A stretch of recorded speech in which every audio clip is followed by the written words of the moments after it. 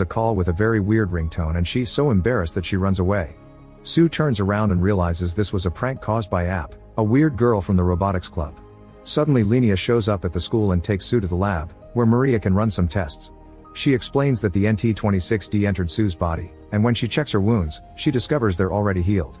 Using a heating pad, Sue can choose when to become invisible, and they discover that everything she touches also disappears with her, including other people, proved by Lenia touching her bare arm.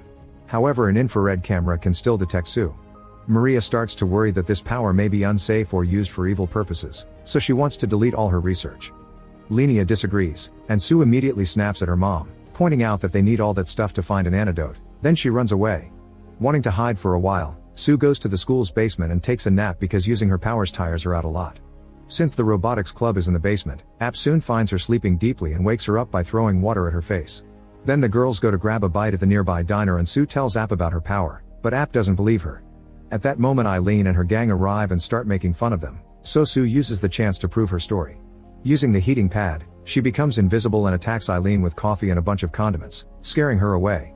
Then she becomes visible again and App thinks she's awesome. Later Sue tells her mom the story and Maria laughs, which hurts Sue because she feels like a freak. Maria apologizes for everything and announces they'll have to go into hiding until it's all over. Meanwhile, a lab employee brings Drill the security footage of Maria and Lenia experimenting on an invisible Sue, and Drill immediately orders his employee to keep it quiet.